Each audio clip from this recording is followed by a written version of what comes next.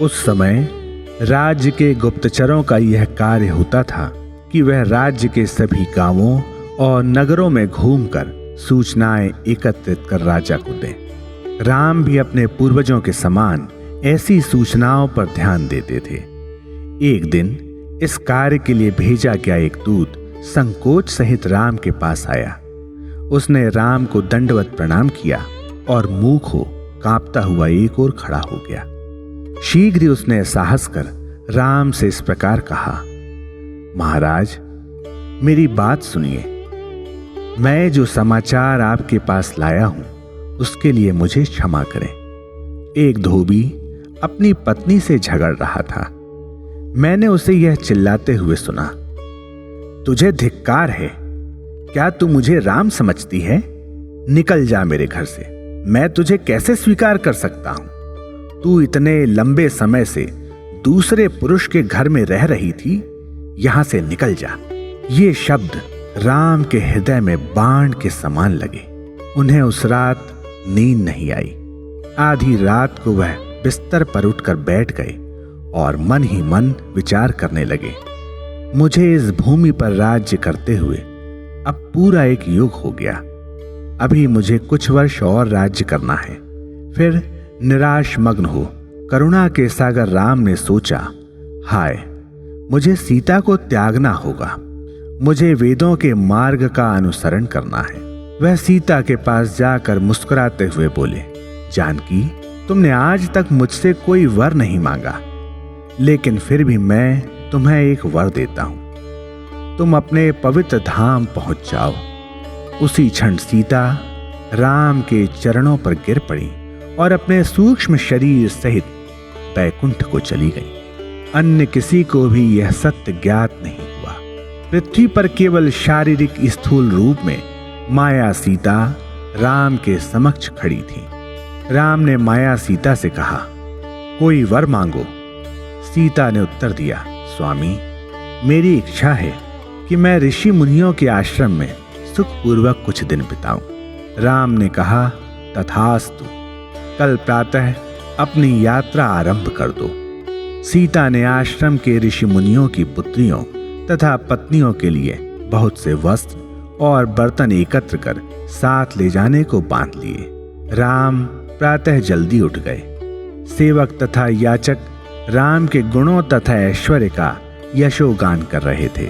उनका कमल मुख खिल उठा। लक्ष्मण, भरत और शत्रुघ्न ने उन्हें दंडवत प्रणाम किया, लेकिन राम ने अपने भाइयों से कोई बातचीत नहीं की। वह मौन रहे। उनका मुख भावुकता से पूर्ण हो गया। वह व्याकुल दिखाई दे रहे थे। उनका अंग अंग उत्तेजना से फड़क रहा था। तीनों भाई राम के दुख का कारण न जानते हुए भयभीत और चिंतामग्न थे। राम की उदासी को देखकर वे कांप रहे थे। वे उनकी विफलता का कारण समझ नहीं पा रहे थे। अंत में अपने मनोद्गारों को अभिव्यक्त करने के लिए राम को शब्द मिल ही गए। राम ने आह भरते हुए कहा, भाइयों, मेरी आज्ञा का उल्लंघन मत करना। सीता को जंगल में छोड़कर वापस आ जाओ। यह सुनकर तीनों भाई मूर्तिवत खड़े हो गए। वह दुख की अग्नि में जलने लगे। उनके हृदय जल उठे। उन्हें यह संदेह था कि राम विनोद कर रहे हैं या गंभीरता पूर्वक आदेश दे रहे हैं। शत्रुघ्न सिसकियां लेकर जोर जोर से रो रहे थे। लक्ष्मण और भरत मूर्तिवत अवाक खड़े थे और उनकी आंखों से अश्रुधारा बह रही थी। उनकी वाणी मूक हो गई थी। होठ फड़क रहे थे, हाथ कांप रहे थे। आखिर शत्रुघ्न ने प्रार्थना करते हुए कहा, आपके शब्दों ने हमारा हृदय विदीर्ण कर दिया है भैया। जानकी लोक माता हैं। आप तो सभी जीवों के हृदय में वास करते हैं। आप सच्चिदानंद स्वरूप हैं। आप किस कारण सीता का त्याग कर रहे हैं? वह वाणी, विचार और कर्म में चिर पवित्र है। हे राक्षस कुल के संहारक, इस समय सीता गर्भवती है। ऐसे समय तथा इस हालत में उन्हें अकेले निकाल देना क्या उचित है? शत्रुघ्न और अधिक न कह सके। उनके मन में भरा दुख आंसुओं और करुण विलाप के रूप में फूट पड़ा। राम ने कहा, भाइयों सुनो, यदि तुम मेरे आदेश का निरादर करोगे तो मेरे शरीर में प्राण नहीं रह पाएंगे। तुम लोग सुखपूर्वक रहो। भाइयों, मेरे आदेशानुसार जानकी को अभी प्रातः ही जंगल में ले जाओ। राम सिर झुकाए मौन ही बैठे रहे, मानो वह घटनाओं के इस मोड़ पर बहुत दुखी हो। कर्ण कठोर वचन सुनकर भरत अपनी भावनाओं पर नियंत्रण न रख सके। उन्होंने कहा, स्वामी, मैं अति मंद बुद्धि हूं, लेकिन फिर भी कृपया मेरी प्रार्थना पर ध्यान दीजिए। हमारे सूर्यवंश ने विश्व में ख्याति और कीर्ति अर्जित की है। हमारे पिता दशरथ, माता कौशल्या तथा त्रिलोक के स्वामी स्वयं आपने महान गौरव और यश अर्जित किया है। वेद तथा सहस्त्रमुखी शेष आपका यशोगान गाते हैं। जानकी कल्याण की स्रोत हैं। उनका नाम कल्याणकारी है और सभी अमांगलिक लक्षणों का नाश कर देता है। वह पवित्र आत्मा है। उनके आशीर्वाद से स्त्रियां परम लक्ष्य को प्राप्त कर सकती हैं। जानकी आपसे विलग हो जंगल में किस प्रकार सुखी रह सकती हैं? क्या वह क्षण भर के लिए आपसे अलग रह सकती हैं? भला मछली जल के बिना कैसे रहेगी? वह तो ज्ञान तथा सर्वगुणों की प्रतिमूर्ति है। वह एकाकी जीवन नहीं बिता सकती। राम ने शांति पूर्वक उनके वचन सुनकर इस प्रकार कहा, हे भरत, तुम्हारे वचन नैतिकता के सामान्य विचारों के अनुरूप हैं, लेकिन शासक को तो नीति शास्त्र के अनुसार धर्म एवं जन कल्याण का पोषण करना है। प्रजा के रक्षण और पथ प्रदर्शन के इस कर्तव्य का पालन करते समय राजा को कोई संकट या भ्रांति नहीं उत्पन्न करनी चाहिए। उसे तो अत्यधिक स्नेह सहित इनका संरक्षण करना चाहिए। फिर उन्होंने दूत द्वारा लाई संपूर्ण सूचना सुनाई। उन्होंने कहा, भाइयों, हमारे कुल को महान अपयश मिला है। इसके नाम पर कलंक लग गया है। इस वंश में एक से एक प्रसिद्ध राजा महाराजा हुए। उनका पराक्रम और शौर्य विश्वविख्यात है। विश्व में उनसे अधिक कीर्तिवान अन्य कोई नहीं हुआ। वह अपने प्राण त्यागने को तैयार रहते थे, किंतु उन्होंने कभी अपने वचन का उल्लंघन नहीं किया। हमारा कुल निष्कलंकित है। जब इसके कलंकित होने की संभावना हुई तो जिसने अपना जीवन दान देने में संकोच किया वह वास्तव में दुष्ट था। इसे भली भांति समझ लो। यह सुनकर भरत रोने लगे। स्वामी, निसंदेह जानकी निष्कलंक है। वह तो अग्नि परीक्षा से होकर आई हैं। देवता या संत स्वप्न में भी उन पर कोई दोषारोपण नहीं करेंगे। यह न जानते हुए यदि कोई उन्हें पापी कहता है तो वह लाखों करोड़ों वर्षों तक नरक का कष्ट झेलेगा। भरत अपने रोष पर काबू न रख सके। इस पर राम को प्रत्यक्षतः क्रोध आ गया और उनके नेत्र लाल हो गए। लक्ष्मण ने यह देखा और उन्होंने डर कर भरत की ओट ले ली। लेकिन राम ने लक्ष्मण से ही कहा, लोगों की बातों का आशय समझो। इस विषाद की मुद्रा को त्यागो। यदि तुम मेरे आदेश या पालन ना कर मुझसे तर्क प्रारंभ करोगे तो तुम्हें जीवन भर पछताना पड़ेगा। जानकी को रथ में ले जाकर गंगा के उस निर्जन तट पर अकेला छोड़ दो जहां कोई मनुष्य ना हो और लौट आओ। लक्ष्मण ने स्वामी का आदेश सुना। वह उस आदेश के पालन हेतु प्राण देने को भी तैयार हो गए। वह यात्रा के लिए तैयार हो गए। रथ में सभी सामान और कपड़े आदि रखकर उन्होंने जानकी को रथ में बिठाया और रथ चल पड़ा।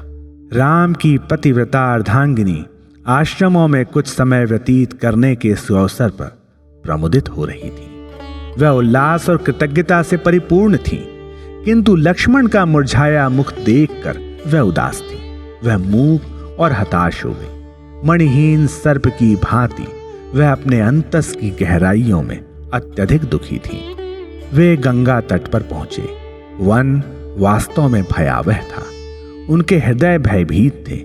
लक्ष्मण को भयभीत देखकर सीता और अधिक डर गई। वस्तुतः सीता को यह ज्ञात था कि वह तो केवल अभिनय कर रही थी और उनका वास्तविक शरीर वहां नहीं था, लेकिन फिर भी विश्व के समक्ष अपने अभिनय को सफल बनाने के लिए उन्होंने अपनी भूमिका को भली भांति निभाया। उन्होंने विलाप करते हुए कहा, हे लक्ष्मण, तुम मुझे कहां ले आए? यहां तो कोई आश्रम नहीं दिखाई देता। क्या इस वन में जंगली जानवर और विषैले सर्प विचरण नहीं करते?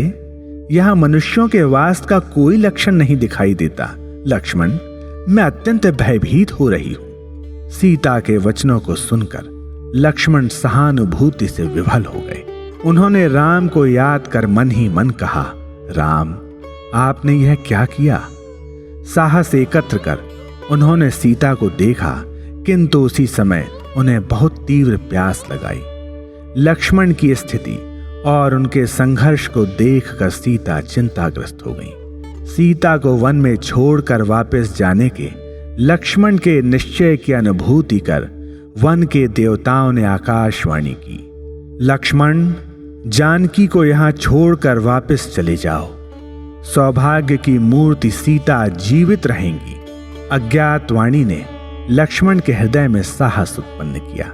उन्होंने सीता को श्रद्धा पूर्वक दंडवत प्रणाम करते हुए कहा, माता, मैं क्या कर सकता हूं? मुझे तो अपने भाई के आदेश का पालन करना है। मुझ में उनकी आज्ञा का तनिक मात्र भी उल्लंघन करने का साहस नहीं है। मैं तो पापी खलनायक हूं।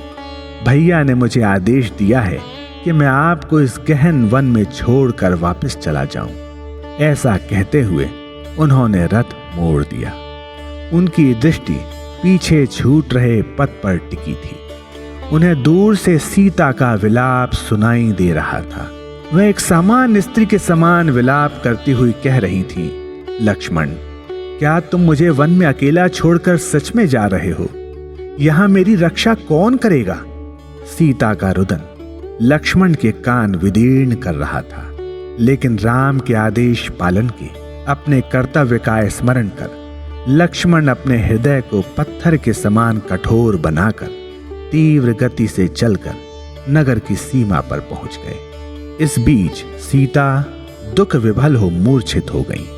वास्तव में यह सब अभिनय ही था। कुछ समय पश्चात उन्हें होश आ गया और वह उठकर बैठ गई। उन्होंने अपना दुख शब्दों में प्रकट किया, हे रामचंद्र, जन्म से ही मेरा जीवन दुखपूर्ण रहा। हाय, चाहे मैं कितनी भी दुखी हूं, लेकिन फिर भी मेरे प्राण नहीं निकलते। इस प्रकार वह बहुत समय तक अपने दुर्भाग्य पर विलाप करती रही। उसी क्षण वाल्मीकि ऋषि गंगा नदी में स्नान कर आश्रम लौटते हुए वन से निकल रहे थे। सीता के शब्द उनके कानों में पड़े। घने वन से एक स्त्री की सहायता की पुकार सुनकर उन्हें आश्चर्य हुआ। उस पुकार की ओर बढ़ते बढ़ते वे अंत में सीता के पास पहुंच गए। सीता ने वाल्मीकि ऋषि को पहचान लिया और उन्हें अपनी कथा सुनाई। हे ऋषिराज, संपूर्ण लोक को ज्ञात है कि मैं राजा जनक की पुत्री और श्री रामचंद्र की पत्नी हूं। नियति के आदेश से कोई नहीं बच सकता। हे महर्षि, लक्ष्मण ने मुझे यहाँ लाकर छोड़ दिया, लेकिन उन्होंने मुझे ऐसा करने का कोई कारण नहीं बताया। वाल्मीकि ने उनकी करुण कथा सुनी। उन्होंने सीता को सांत्वना और संतोष प्रदान किया। हे पुत्री, तुम्हारे पिता मिथिला नरेश राजा जनक मेरे मित्र व शिष्य हैं।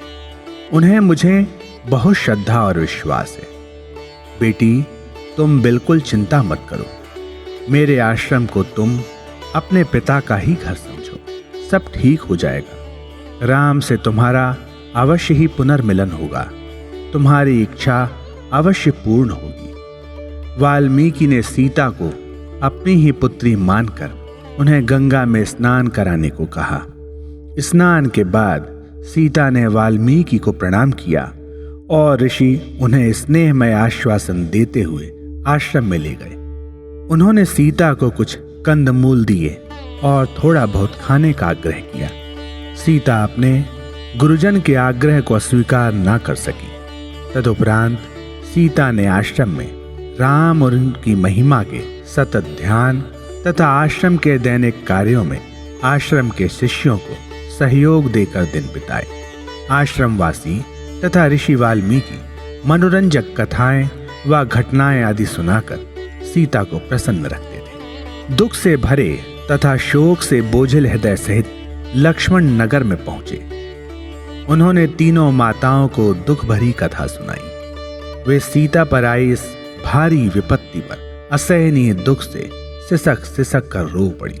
उन्होंने सीता के गुणों की प्रशंसा की और इस बात पर शोक किया कि सीता जैसी चरित्रवान स्त्री को इस घोर संकट का सामना करना पड़ा। उन्होंने राम को निर्दयता के लिए दोष दिया। संपूर्ण नगर और महल शोक में डूबे थे। सभी लोग दुख मग्न थे। चारों ओर से केवल विलाप का ही स्वर सुनाई दे रहा था।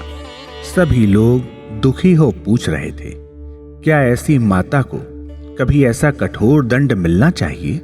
राम ने यह क्रंदन और विलाप सुना। वह केवल लक्ष्मण को साथ ले मंदिर में चले गए और लोगों की दृष्टि से दूर पूरा दिन वहीं बिताया। तदुपरांत वह अंतःपुर में गए तथा माताओं को सांत्वना देते हुए ज्ञानोपदेश दिया। उन्होंने लोगों को बताया कि वास्तविक शासक अपनी प्रजा को ही अपना भाई, बंधु और मित्र मानता है। उन्होंने कहा कि यही राम का नियम है। उन्होंने कहा कि आवश्यकता पड़ने पर तो राजा को अपने सगे संबंधियों का भी त्याग कर देना चाहिए, क्योंकि उसके सगे बंधु बांधव तो वास्तव में उसकी प्रजा ही है जिस पर वह शासन करता है।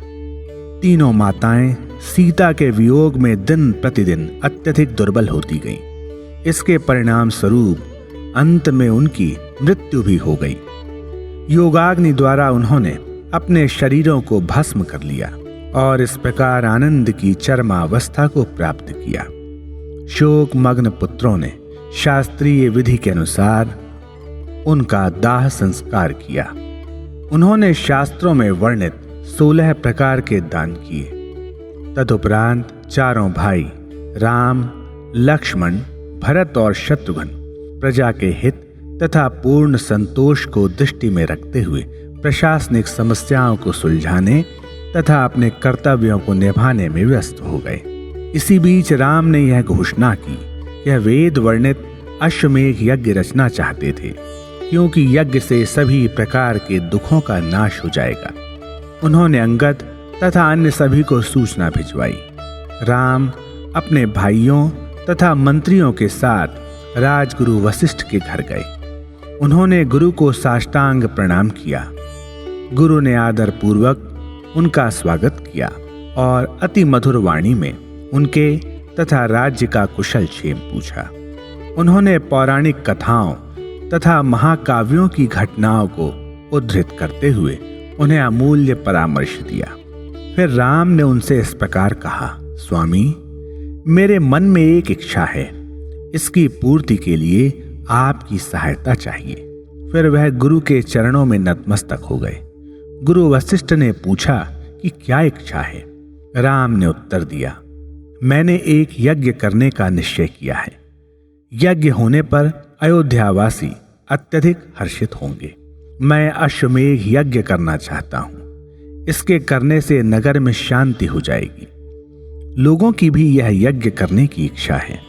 भरत प्रकट रूप में आपको इसकी सूचना देने में संकोच कर रहे थे, अतः मैंने सोचा कि मैं स्वयं ही आपके पास आऊं और आपसे मिलकर अपनी यह इच्छा बताऊं। आपका जो भी निर्णय होगा उसे हम सहर्ष स्वीकार करेंगे। वशिष्ठ ने अति श्रद्धा और नम्रतापूर्ण यह वचन सुने और राम के इस विचार पर उन्हें बहुत प्रसन्नता हुई। उन्होंने कहा, राम, तुम्हारी इच्छा पूर्ण होगी। भरत, उठो, यज्ञ की तैयारियों में जुट जाओ। इससे सभी भाई और मंत्री बहुत प्रसन्न हुए। उन्होंने गुरु की स्तुति की और उन्हें दंडवत प्रणाम किया। यज्ञ के विधि विधान जानने वाले अनेक ब्राह्मण भरत के साथ साथ नगर और महल में गए।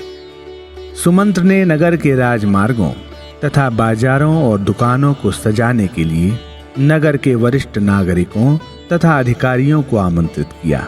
सुमंत्र ने उनसे कई स्थानों पर मंडप लगाने को कहा। उनके कहने की देर थी कि काम शुरू हो गया।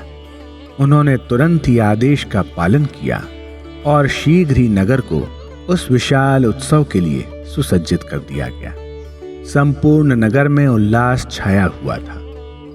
नगर के गुरुजनों तथा अधिकारियों ने राम को बताया कि उनके निर्देशानुसार सभी प्रमुख ऋषि मुनियों तथा वशिष्ठ को यज्ञ की सूचना दे दी गई थी। वशिष्ठ ने राम को परामर्श देते हुए कहा, राजा जनक को इस यज्ञ की सूचना भेजो। वह अपनी रानी तथा समाज सहित इसमें भाग लेने में समर्थ होंगे। उन्होंने अति मर्मस्पर्शी तथा मधुर शब्दों में यह परामर्श दिया। उन्होंने यह भी कहा, मुख्य तपस्वियों, ब्राह्मणों तथा महर्षियों को भी निमंत्रण भेजो।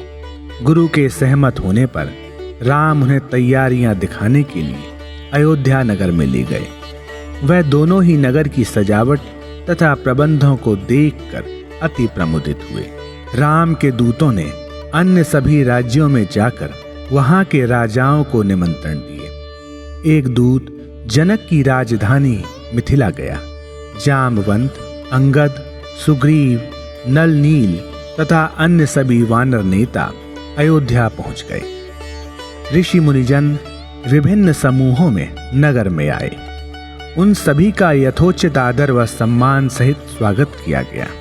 तभी विश्वामित्र भी पधारे। राम ने उनका आदर कर उनकी श्रद्धापूर्ण अगवानी की। महर्षि अगस्त भी अयोध्या आए। उनका भी यथोचित स्वागत कर उनके लिए सुविधाजनक निवास का प्रबंध किया गया। जिस विशाल भवन में यज्ञ होना था, उसकी शुद्धता एवं पवित्रता को देखकर वह बहुत प्रसन्न हुए। अयोध्या के दूत को आते देखकर मिथिलावासी अति हर्षित हुए। दूत ने जनक को राम द्वारा रचाए जाने वाले यज्ञ का समाचार दिया। समाचार सुनते ही जनक सिंहासन से उछल पड़े। वह दूत का संदेश सुनकर रोमांचित हो गए। उनके नेत्रों से हर्ष के अश्रु फूट पड़े। उन्होंने राम तथा सभी भाइयों का कुशल क्षेम पूछा। उसने उत्तर दिया कि वह जो पत्र लाया था उससे उन्हें संपूर्ण समाचार मिल जाएगा। ऐसा कहते हुए उसने वह शुभ संदेश उन्हें दे दिया। वह और कुछ ना कह सका। उसका गला रुत गया। जनक की दशा का वर्णन कौन कर सकता है। उनके सभी संबंधी प्रफुल्लित थे। सारा नगर जय जयकार से गूंज रहा था। राजा जनक ने बारंबार उस संदेश को पढ़ा। वह खुशी से फूले ना समाये। उन्होंने एक सेवक को अंदर बुलाकर आदेश दिया, संपूर्ण राज्य के सभी नगरों, कस्बों और गांवों में यह समाचार सुनवा दो। 10 वाद्यों सहित इसकी घोषणा करो। फिर उन्होंने मंत्री को भीतर बुलाकर उसे वह संदेश पत्र दे दिया। मंत्री ने आदर पूर्वक पढ़ने से पहले उसे अपनी आंखों से लगाया। मन में राम के ऐश्वर्य का चित्र अंकित कर उसके नयनों से आनंद की अविरल अश्रुधारा फूट पड़ी। नगर में हर एक घर के आगे गृह स्वामी ने मंगल कलश रखा। राजा जनक ने यह शुभ सूचना प्राप्त करने के उपलक्ष्य में असंख्य अनमोल वस्तुएं दान में दी। जनक का संपूर्ण नगर आनंद विभोर था। मिथिला से लंबी यात्रा तय करने के बाद राजा जनक अयोध्या पहुंचे। मार्ग में उन्होंने अपने गुरु शतानंद को प्रणाम किया। उन्होंने राजा जनक को आशीर्वाद देकर उन्हें सहयात्रियों तथा सेना सहित अयोध्या की ओर जाने को कहा। जनक की सेना में 4 सेनाएं रथ, गज, अश्व और पैदल सम्मिलित थीं। कुछ सेना को राजा जनक ने नगर की सुरक्षा हेतु वहीं छोड़ दिया। एक सुखपाल में तो गुरु शतानंद और दूसरे में वह स्वयं गए। जब संपूर्ण दल में अयोध्या के लिए प्रस्थान किया तो भूमि हिल उठी। सेना के प्रधान तथा मुख्य नायकों की गिनती कौन कर सकता था। जिस शेष तथा कछुए ने अपने फण और पीठ पर संपूर्ण संसार को उठा रखा है, वह भी बोझ से झुक गए। इस प्रकार यात्रा करते हुए जनक 2 दिन बाद अयोध्या पहुंचे।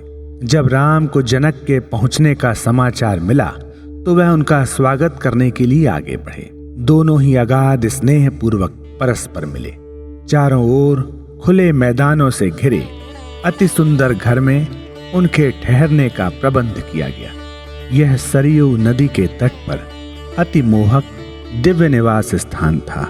राम ने राजाओं के स्वागत तथा अतिथि सत्कार हेतु अपने भाइयों को भेजा। राम ने जनक को साष्टांग प्रणाम किया और फिर उनके पास ही बैठ गए।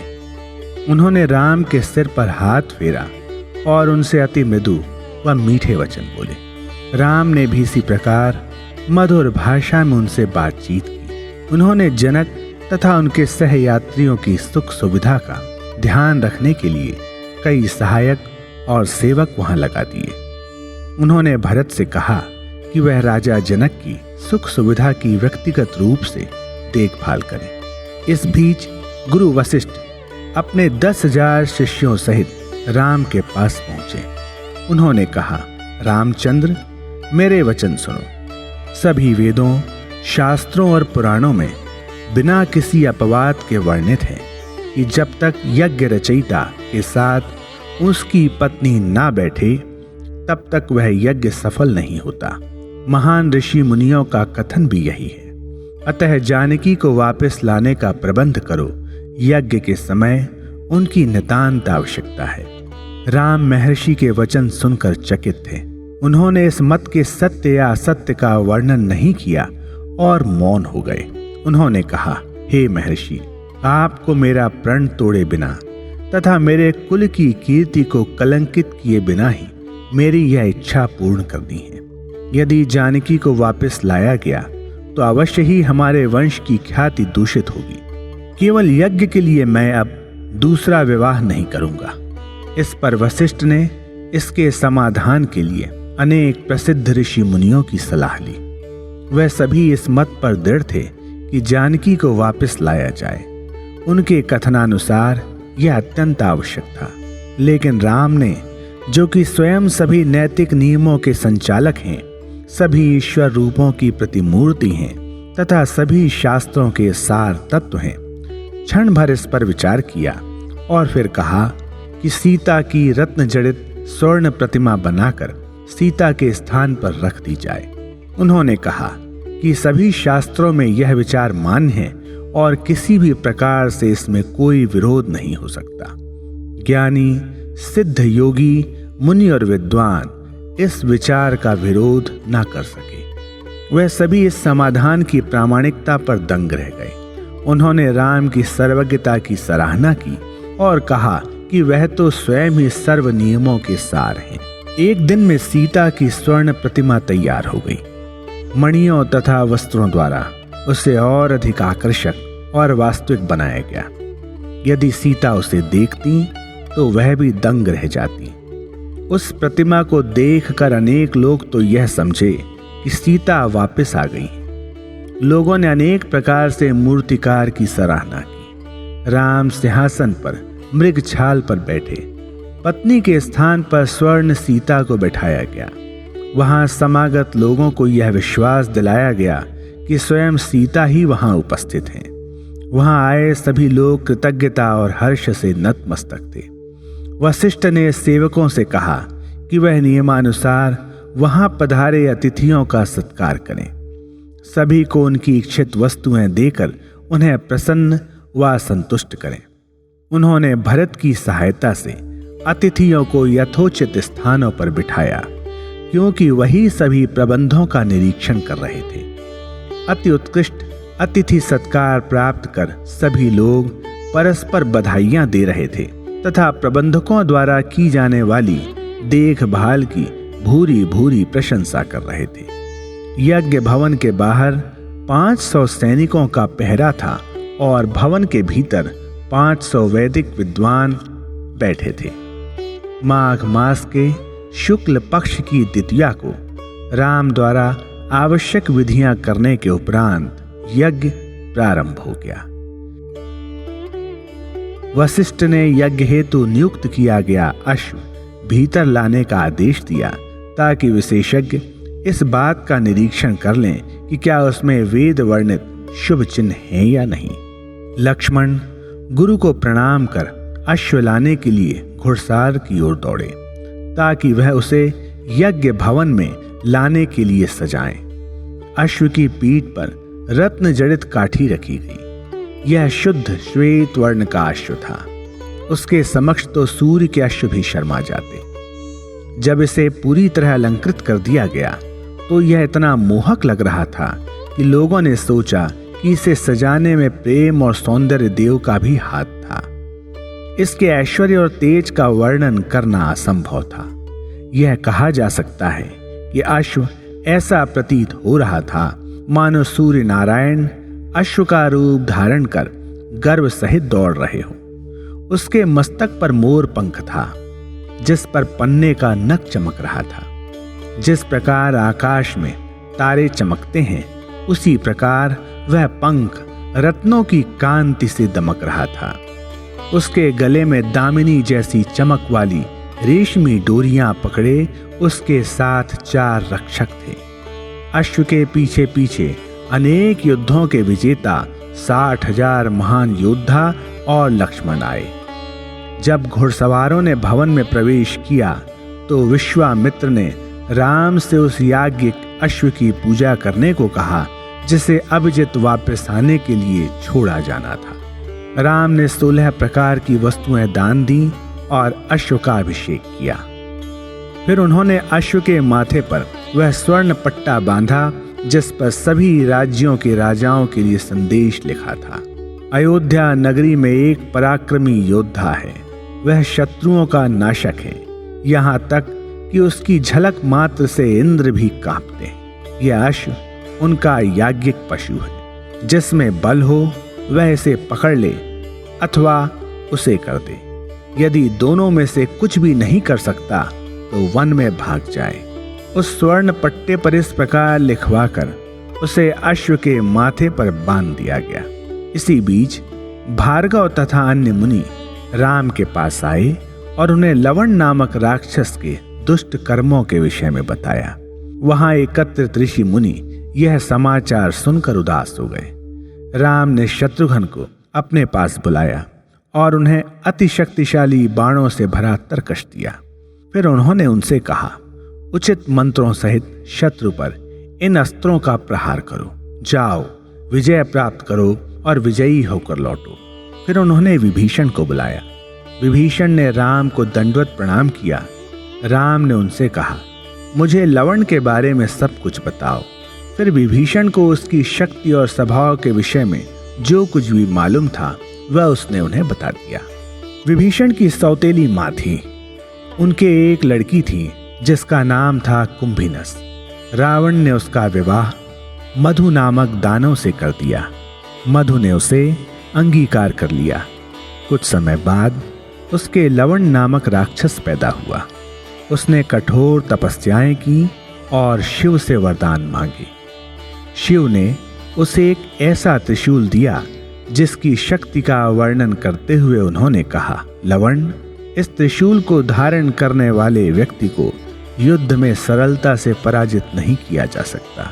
उसी त्रिशूल की सहायता से वह सभी देवी देवताओं और मनुष्यों को, राक्षसों और शेषों को डराता है और स्वेच्छापूर्वक संपूर्ण पृथ्वी पर अपनी शक्ति का प्रसार कर रहा है।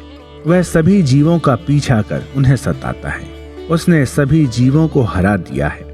विभीषण के यह वचन सुनकर राम खिलखिलाकर हंस पड़े। निसंदेह उन्हें सब कुछ मालूम था, लेकिन मानव देह धारण करने के कारण उन्हें ऐसा अभिनय करना पड़ा मानो उन्हें कुछ भी ज्ञात नहीं।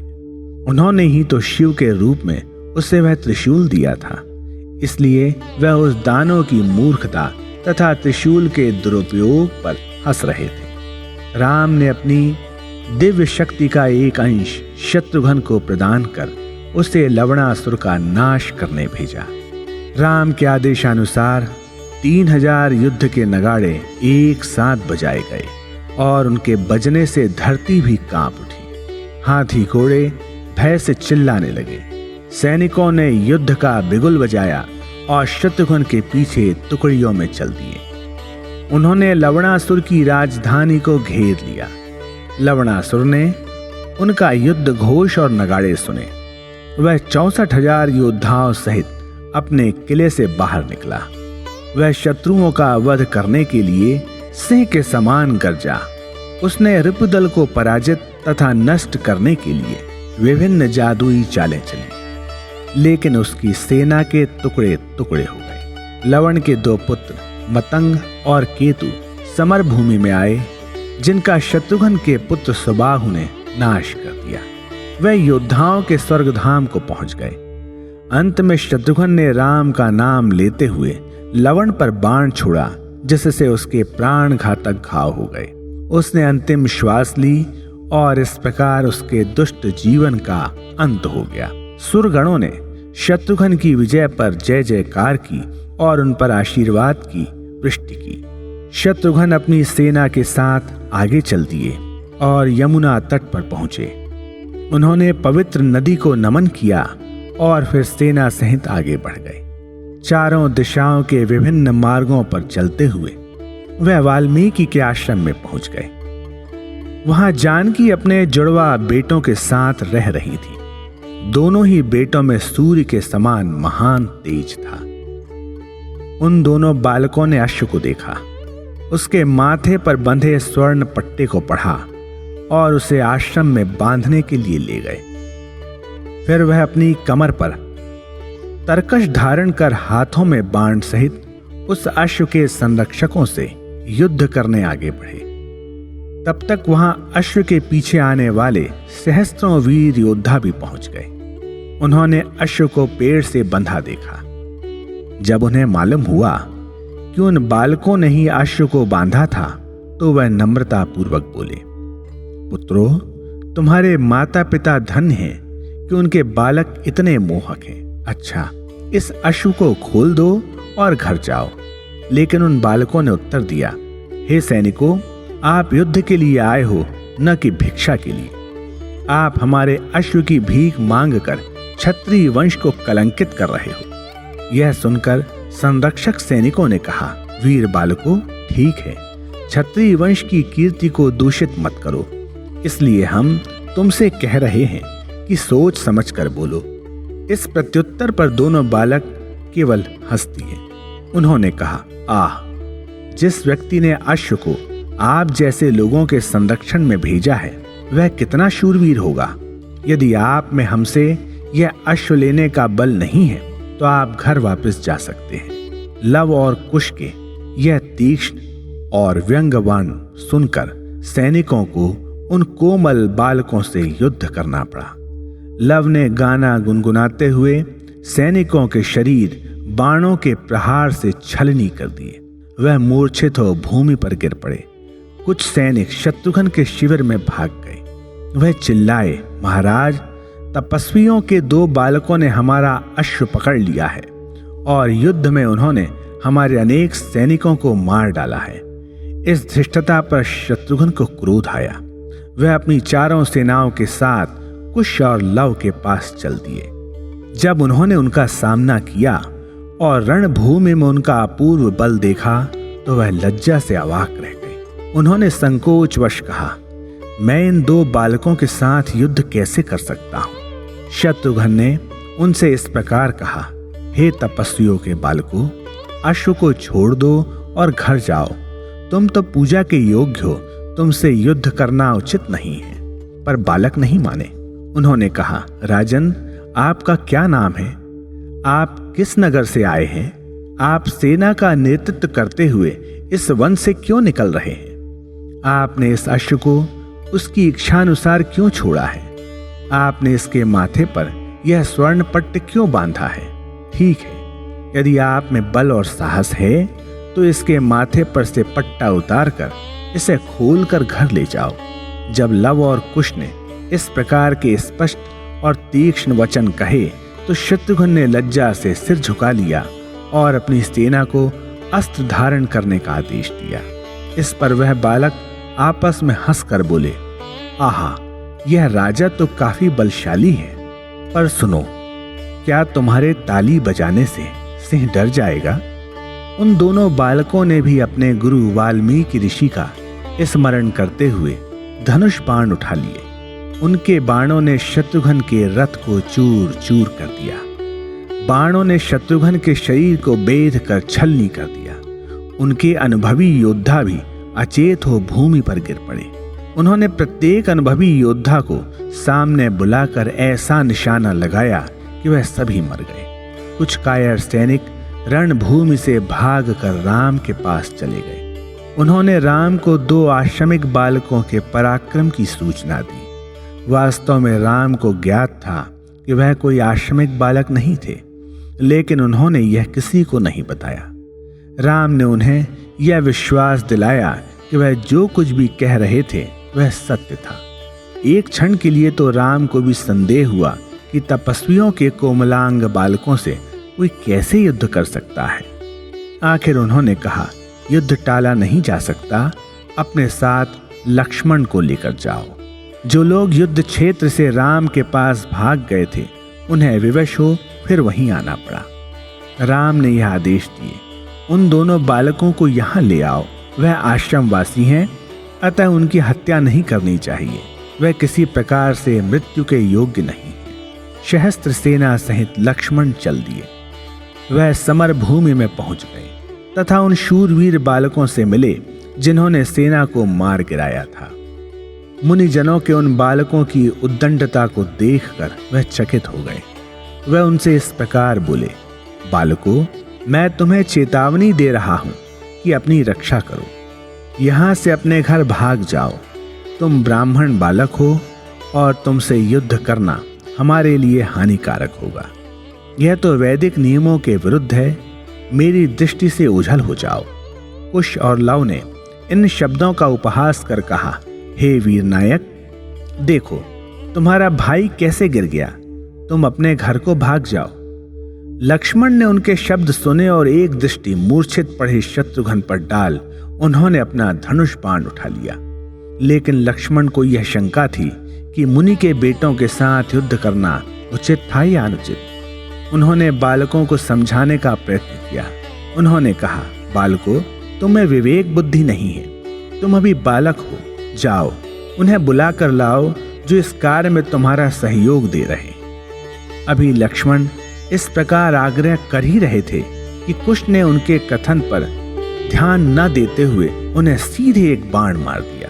उस बाण के प्रभाव से धरती कांप उठी। उसकी द्युति के समक्ष सूर्य भी फीका पड़ गया।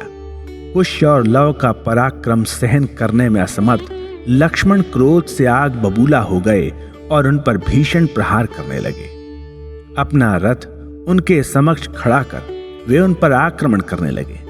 दोनों भाइयों ने लक्ष्मण के बाणों के टुकड़े टुकड़े कर दिए। उन्होंने अनेक नवीन रण कौशलों सहित सराहनीय ढंग से युद्ध किया। लक्ष्मण ने उन पर अपनी गदा फेंकी और जब वह कुश को लगी तो उसे महान पीड़ा हुई। वह भूमि पर गिर पड़ा। यह देखकर लव को बहुत क्रोध आया और उसने लक्ष्मण के वक्ष पर लक्षित कर बाण छोड़ा। यद्यपि बाण सीधा उनकी छाती में जाकर लगा, लेकिन लक्ष्मण अधिक शक्तिशाली तथा पुराने शूरवीर होने के कारण गिरे नहीं। लव उन पर कूद पड़ा और उन दोनों में मल्ल युद्ध होने लगा। युद्ध में दोनों बराबर रहे, किसी की भी जीत नहीं हुई। दोनों ने ही अनेक प्रकार की रणनीतियों का प्रयोग किया और अपनी पूरी शक्ति सहित युद्ध किया।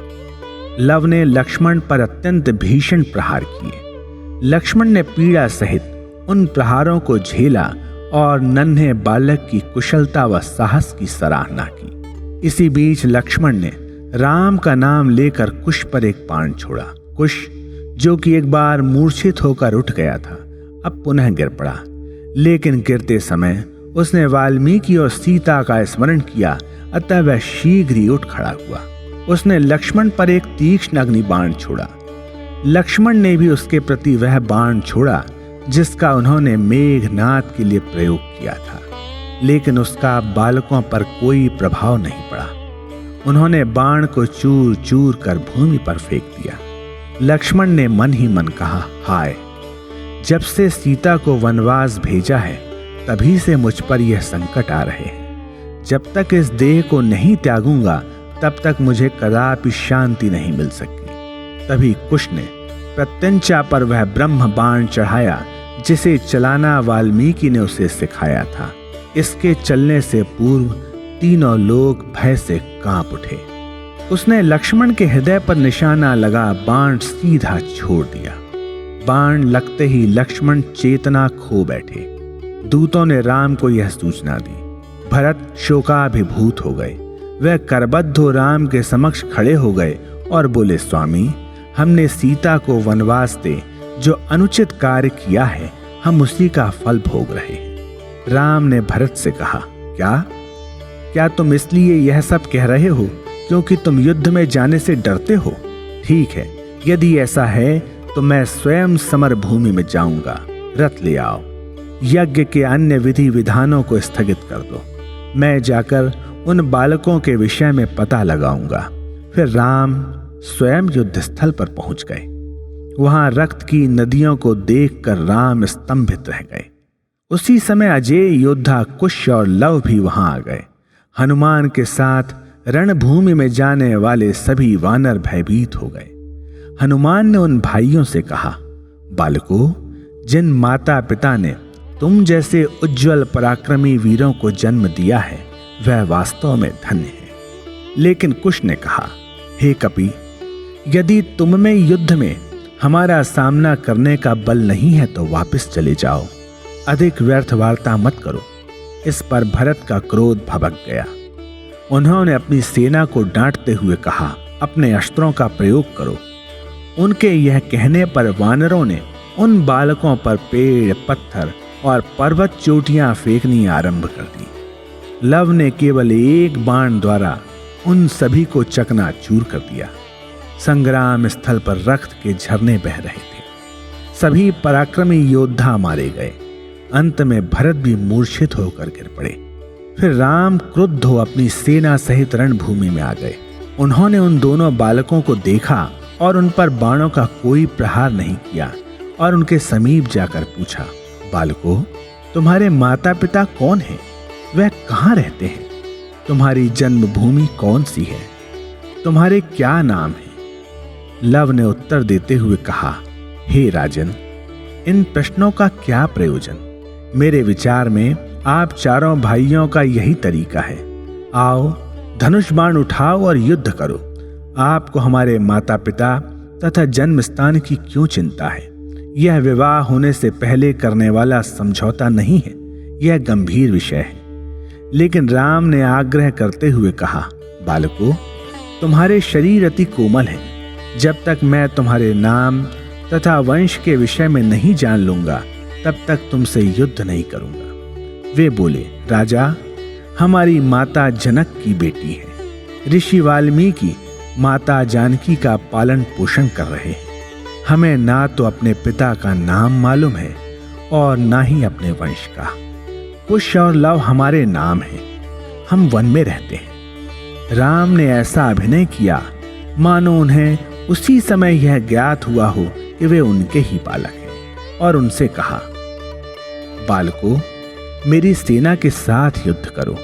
ऐसा कहते हुए उन्होंने अंगद, जामवंत, हनुमान तथा अन्य सभी मूर्छित सैनिकों को चेतना प्रदान की।